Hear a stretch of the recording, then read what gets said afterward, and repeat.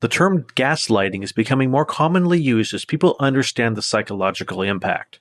It is important to identify the techniques used by someone to maintain an unhealthy relationship so you can avoid it or change it. Today's guest is Dr. Deborah Vinall.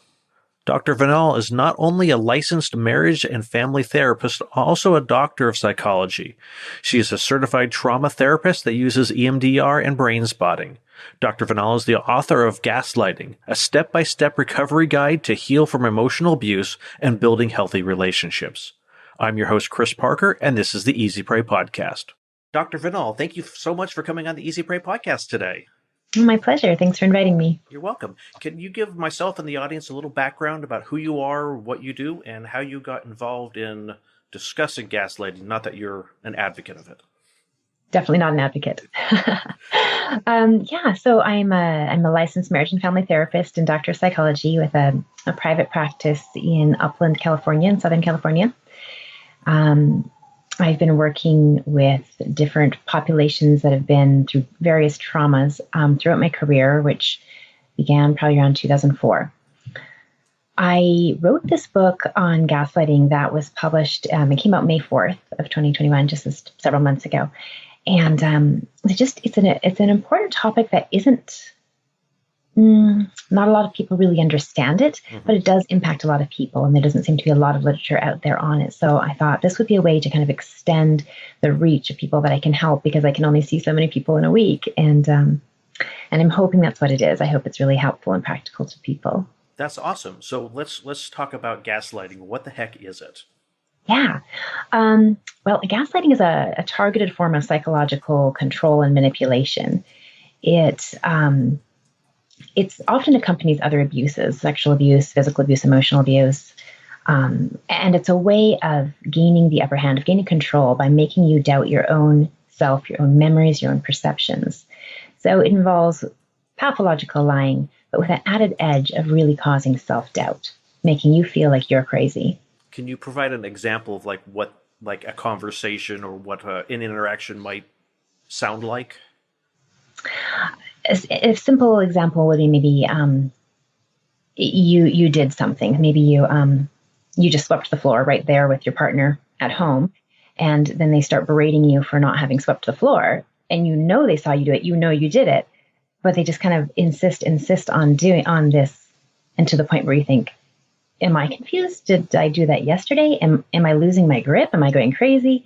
Because they're just so sure of themselves. And so a pattern of that over time can obviously really break a person down. Yeah, I can imagine. Is it mostly kind of in interpersonal partner relationships, or is this the sort of thing that you even see with coworkers, bosses, just random people out in the public? Yeah, you're going to see it anywhere, unfortunately. Intimate partners, parent-child dynamics, politics, bosses, friendships even. Anywhere where if there's a pre-existing power imbalance or the person is trying to create one to gain the upper hand, that's where there's ripe opportunity for gaslighting to happen. So kind of one of those pandemic questions. Do you see more of it kind of as a result or more visible during the pandemic when people are a little maybe cooped up a little bit more together, or a little bit less impulse control, that this sort of thing comes out more? Well, I wouldn't say that gaslighting is a result of impulse control. It's actually very, very calculated. Okay. Yeah. There's different kinds of gaslighting, and I talk about it a bit in the book, in that the worst classic form is a real sadistic, narcissistic person who's carefully cultivating this reality that puts him in control, or her. Mm-hmm. And then there can be a gaslighting that's more of a defensive posture of, I just can't bear being wrong, so I'm going to change the narrative and protect myself. And so that could accompany an impulsiveness, for sure. Is there more of a balance where is one of those two more common than the other? Well, it's definitely easier to recognize this more sadistic, narcissistic type. Yeah. And it's more clear cut there. I suppose in some ways, perhaps most people may gaslight at some point. And one thing that was really interesting to me as I started getting feedback and reviews on the book is people saying, oh, I want to make sure I don't do that. Hmm. Or maybe I've done that sometimes. And so I suppose like perhaps we all do at times, but it's really problematic when it becomes a pattern of behavior or an intentional choice. So let's before we jump into how to deal with someone else who's exhibiting this behavior. You talked about people like, gosh, I want to make sure that I'm not doing it. How do people stop themselves from the pattern? Well, I would say humility is really number one, right? And you already see that when somebody asks that question, that they're not the typical gaslighter because Hmm. they're not trying to gain the upper hand. So when you have that humility and that desire to look inside, you're already 10 steps ahead of everybody else. Um, Are already on the path to resolving it once you realize I might have an issue. Yeah. And really, gaslighting is so much about, like I said, power and control dynamics. But if you are able to recognize the inherent worth of every other person around you and not, see that everybody is just as valuable as you are Hmm. and hold that truth as you interact with people, you're not going to gaslight because you're not choosing to manipulate somebody in order to gain the upper hand. Gotcha. So you talk about this that this is a connection to power and control.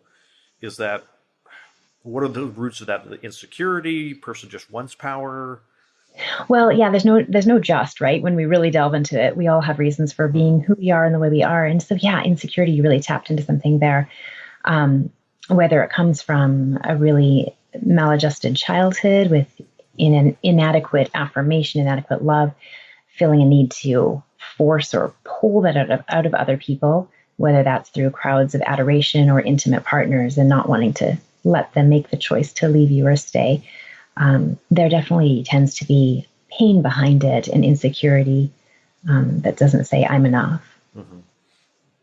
It seems to be a common theme that a lot of the ways that we act out seem to be in response to something that happened in our childhood where we didn't get our needs met as kids, and now we kind of are trying to find odd ways to fulfill those needs now. Yeah. So we talked about like the very clear like, of course you didn't sweep the floor. I never saw you sweep the floor. What are some of the other types of things that happen, and how do we identify it in people? Sure. Well, some of the characteristics you might see is somebody who's very entitled, somebody who can never be wrong, um, is somebody who's often very charismatic and likes to tell stories about themselves, kind of curating this reality or this persona they want others to accept. There tends to be a lot of self focus in somebody who's a pattern gaslighter. Um, you might notice the way they talk about other people, not just the way they interact with you. If they're always putting people down or making comparisons or nicknaming people, that's a real red flag to watch out for. Um, and how they interact with you is as somebody who undermines your achievements while elevating their own. Hmm. And these are all definitely red flags.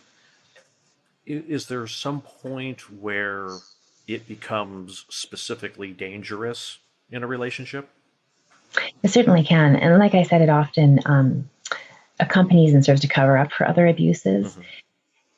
It's particularly insidious in that these are people who are often very charming publicly and then might have a really dark side privately.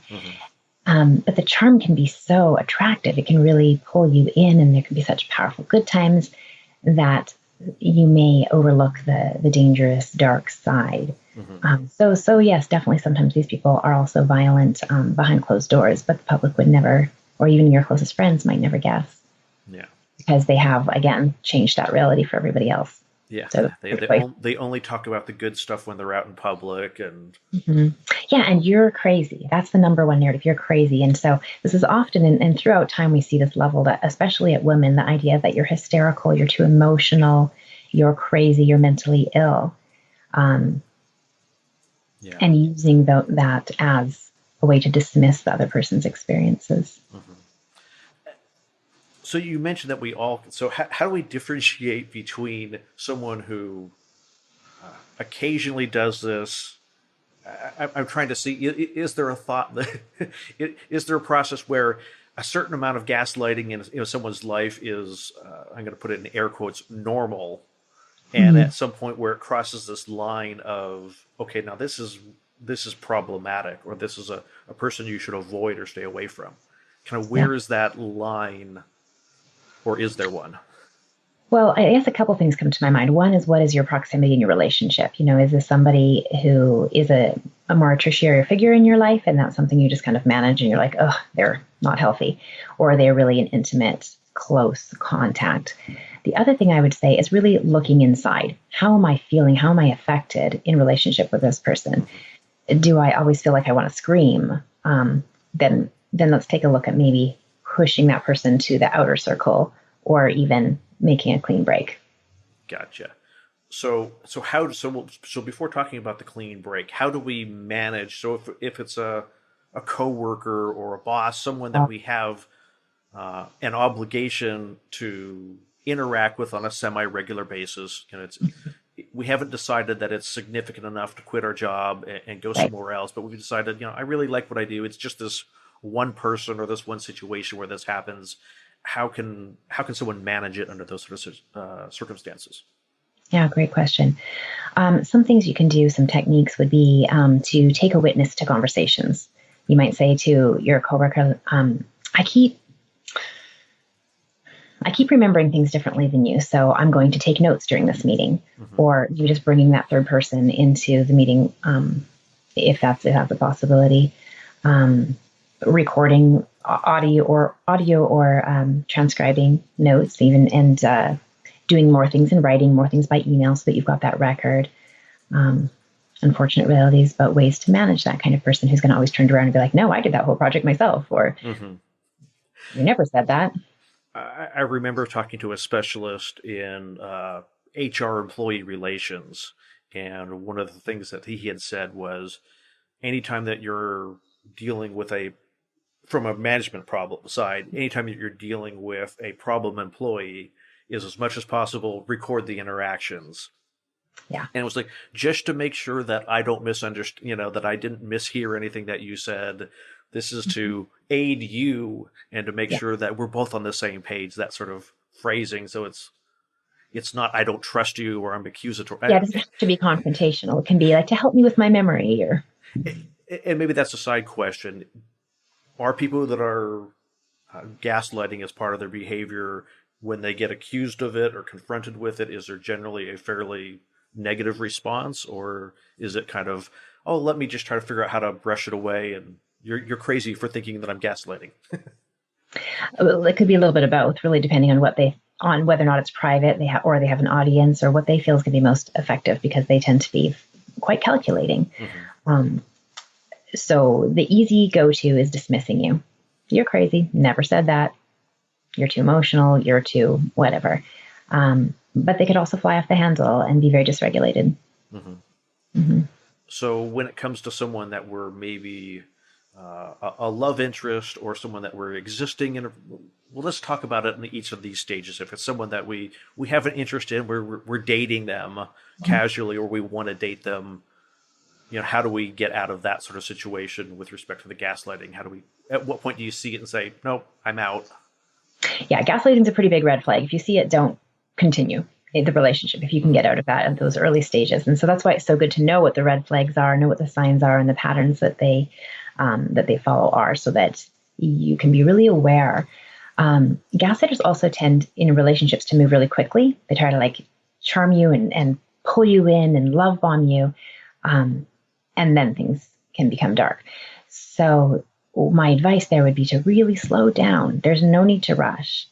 If they're a quality person, they'll wait, Don't go from your first date to it being an overnight. Have your date and then come home and reflect. How am I feeling? What is my body, my mind, my spirit telling me? What is my subconscious intuition saying? Because if something feels off, spend some time with that and figure out what it is. Don't just push it aside and be like, yeah, but so cute. I like that. If something feels off, figure out what it is and why. Mm-hmm. I think so many times we want to avoid that thought. It's right. I'll push that aside. I like the butterflies. That's fun. It's exciting. But thinking through why we're bugged about something is a little too introspective for some of us sometimes. Yeah, and it takes time and intention, and that's why it's important to have times apart as well, so that they can't just keep flooding you with gifts and attention and compliments and whatever it is that keeps you not taking time to say, okay, why do I feel off. Yeah.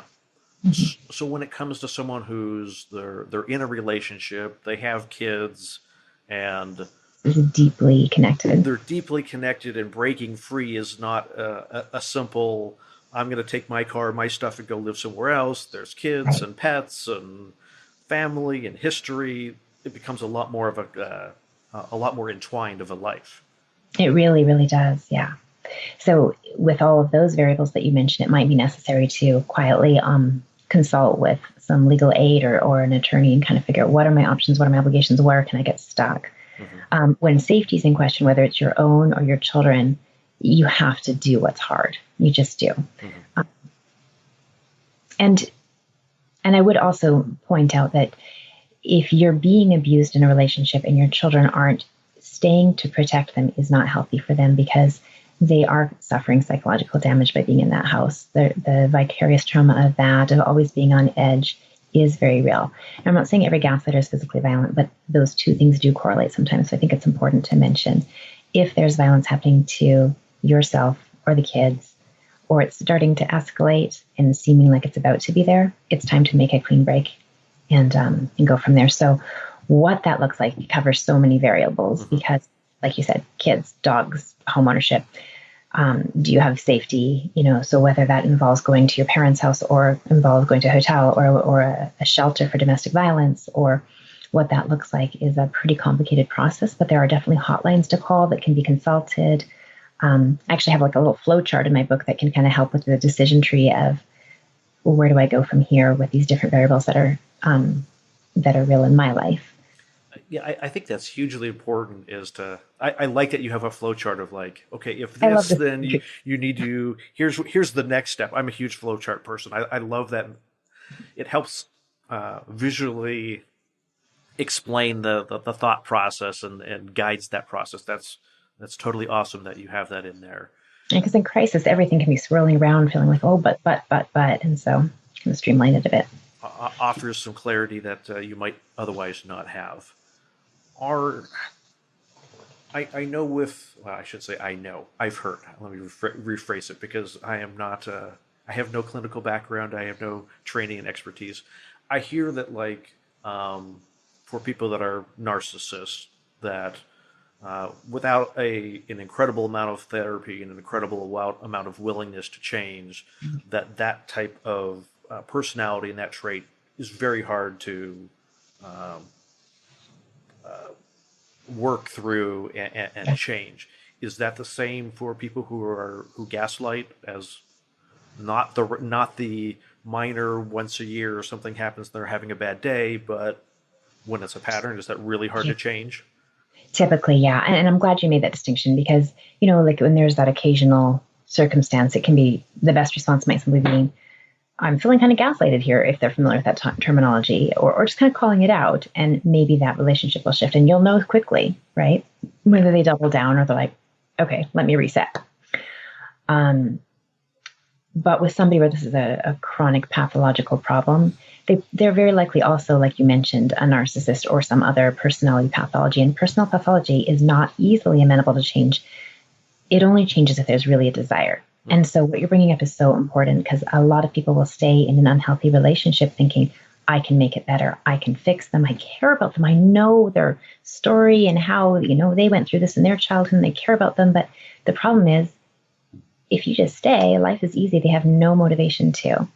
And maybe their rock bottom that gets them to actually get some help is you're leaving. And maybe it's not, but your responsibility is to care for yourself first, because you can't fix somebody else if you can't even care for yourself.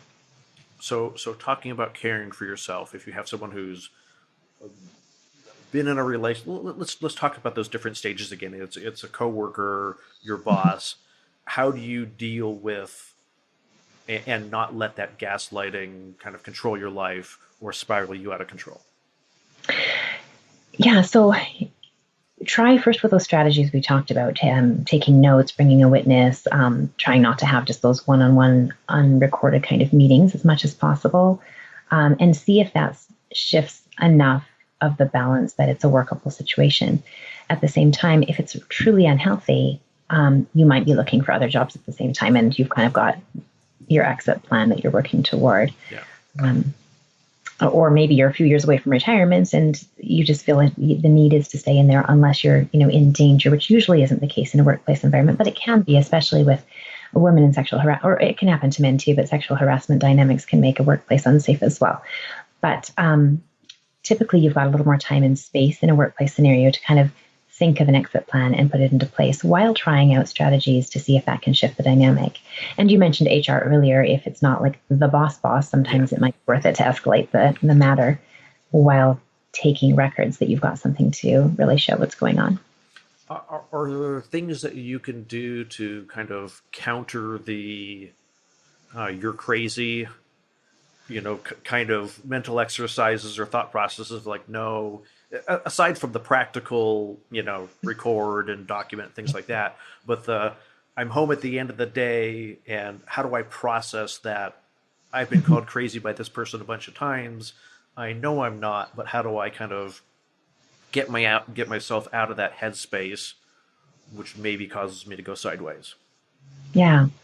Well, it sounds similar, but it's different. One thing that can be a really practical strategy is journaling. Just an unrestrained, cathartic release of all of what's been going on at work or in your relationship or in your friendship, or when you visit mom or whatever it is. And just kind of getting it all out there. And that can serve as a record to come back to and seeing what's going on over time, but it can also just be a release and a place to sort through your thoughts and see, okay, I'm not crazy. This is real. It's so important to keep a strong support system in intimate partner relationships, and even family relationships where gaslighting is present. There's often a real push to pull you away from other supportive networks, to insult your friends. You don't really want to spend time with them, become jealous of your time with others. And so you become more and more insular and lose those support systems. So it's so important to keep them. It's usually easier in a workplace scenario, although they can suck up your time with having you work 80-hour weeks and you don't have time left for support. But keeping those healthy relationships in your life, whether it's a friend or a partner, if the relationship is not your partner, and being able to talk with them or just burn off stress by doing something different, that's nothing to do with the work. Sometimes that's what you need to do. Go for a run, just kind of the decompression things that we do on a regular basis, just from the normal challenges of life. Absolutely, because stress is stored in our body, so we need to do physical things to release it. Otherwise, it'll cause health effects. So like you said, go for a run or do yoga, which is very calming, or do some kickboxing. Whatever your thing is that works for you, do that thing. Mm-hmm. The one thing that you said that kind of resonated me with having talked about a lot of scams and frauds and things like that is that person trying to pull you away from your support system. Yeah. Like, oh no, don't hang out with those people anymore. They don't really care about you, or don't tell them about this. It's our, it's something special for us, as it's just this slowly, undermining of those external relationships. Yeah, like you said, with scams and frauds, and it makes me think about all the things that would be sold on TV late at night. Why then? Because everybody else is in bed, nobody to run it by, right? Same idea. Get you when you don't have anybody else to run it by you. So I assume, if you have a friend that does gaslighting, you can kind of distance yourself from them and just not interact with them as much. And at some point, maybe you decide you don't want them in your life. How do you heal? What are some of the techniques of healing coming out of a marriage or a long-term relationships once you've decided, okay, I'm breaking free. I've got my support system. I've got, I got my dog, we've been able to figure out the separating the money and things like that. What's the process of healing look like? The first important thing is to recognize what's been going on and to name it, because you can't heal from something if you don't really know what it is. Mm-hmm. And with that, you can also allow yourself to release it, to grieve it, to grieve all the losses that come with it, in that it's not just, oh man, I lost my relationship, but maybe I lost from age 25 to 35 with this person, and those were really great dating years, and now I'm starting over. And maybe I lost pursuing a degree I wanted to pursue because they always discouraged me. Mm-hmm. All of those tertiary, tangential elements of life, recognizing that and allowing yourself to release that, and then turning inward and focusing on trying to find yourself again, figuring out who you are. Because if you've been in a very controlling relationship with somebody who's been always trying to curate your reality, you may lose a sense of who you are. Even what you like, how you like to dress, what you like to eat. And so kind of getting to know yourself again and giving yourself permission to be yourself, to love yourself, to do things that are good for you that you might have cut systematically out of your life. Going for those runs. Try new things. Yeah. Yeah. Notice your self-talk. Notice the way, like when you've got an abusive person in your life, they're going to be speaking critically to you. The gaslighter is always very, very critical. And so you can internalize those voices and start speaking to yourself in the same way. You're so stupid. You always mess things up. I'm so crazy. I'm so forgetful. So starting to really recognize that negative self-talk and counter it with compassionate, positive self-talk, and even writing that down at first if it's really hard to do. So if you're always, I'm such a loser, starting to write down something that's a positive affirmation to replace it, and write it on your mirror, put it on a sticky note on your desk so you see it over and over until it starts to become a replacement inner voice. I was just about to ask you about like how to deal with the negative self-talk, and if like documenting it, not necessarily not like a pros and cons list, but here's the negative self-talk and here's why it's not true, and like providing that when you're in a good headspace, providing that proof of documentation of, no, I am a very accomplished person because I've done this, I've done that, or I care about people, or I'm very or my trusting. worth has nothing to do with my accomplishments. My worth is forever. It's immutable. It's intrinsic. I'm a good person. That's it. And then if it's written down when you're having a bad day, you could look at it and kind of remind yourself, oh, while I feel this negative, here's the real positive that the reality is. That's awesome. And if that's really stuck and that's really hard to make that leap, then, a therapist can really help too. That might be a really good time to look into doing some deeper brain-based therapies. And is it easier, maybe not the right word, more possible to recover from being the target of gaslighting versus being the gaslighter? Oh, great question. I would say probably yes, in that being a gaslighter probably means that you have such deeply entrenched pain in childhood that goes back very far, and you have to want to heal. So that's the first step of healing, is wanting to. Whether that's walking through that therapist's door or picking up a book or just taking the time to admit something's off. So if you've got those steps, you're already, down the road. You're already healing. Gotcha. Yeah. And so what are some of the things that we can do to, build better relationships going forward, whether they're coworkers, friends, or partners? Sure. One is, as I mentioned, like going slowly into relationships, and not in a way of avoiding them. We really don't want to fall into that trap of self-protecting by saying, I'm never going to trust again. But taking your time as you get to know somebody. Again, you can use journaling, you can talk it over, you can just stop and listen to your gut feeling about a relationship, so you don't jump into the exact same pattern with a new person. Putting yourself out in places where you might meet new people, because especially like after the college years, it can be hard to meet people, whether that's just a friend or a dating partner. So looking for maybe volunteer opportunities, or, is there a sport or activity that you're interested in that you could do in a communal way through like a meetup group? Maybe you like hiking, but you could find like a hiking group, or you care about the environment and there's groups where you can go with others and like clean up the beaches and do things that put you out there where you can connect with other people as well. Realizing that you are worthy of healthy relationships and that they do exist. That sounds like a great start. The key, we talked about like going slow, but not too slow, introducing yourself to new people, getting back out there and not isolating yourself any further. And having boundaries as you develop relationships, where you know what you want, what's good for you, and you give yourself permission to say that.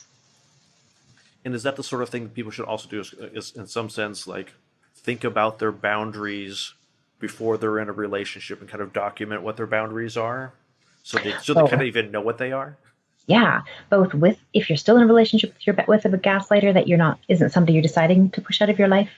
Maybe that's an unhealthy, a tricky relationship with a parent, but you still, want to have them in your life. Figuring out what your boundaries are, like, I'm not comfortable with you talking about my weight.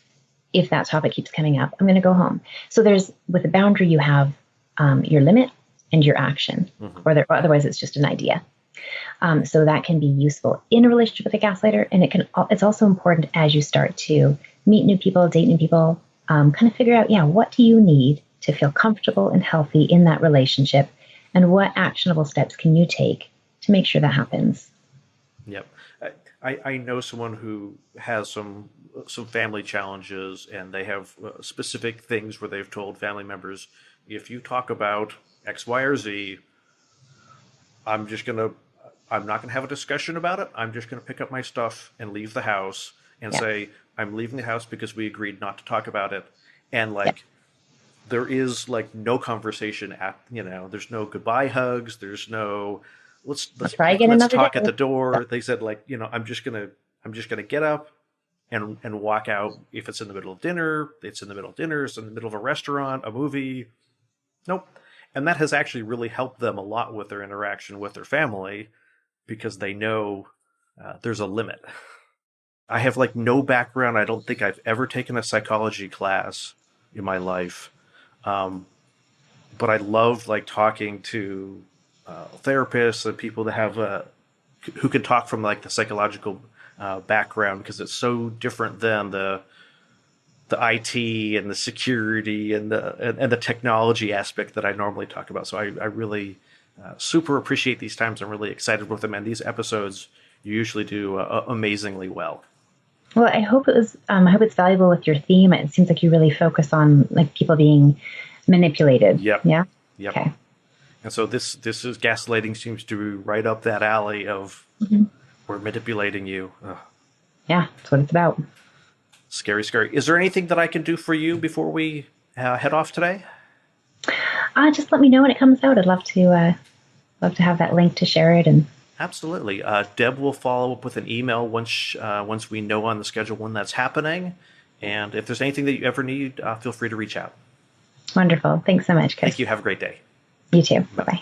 Thank you for listening to this episode of the Easy Prey podcast. If you found this episode helpful, please share it with a friend and leave a review at easyprey.com/review. Notes and a transcript of this episode with Dr. Deborah Vinall can be found at easyprey.com/84.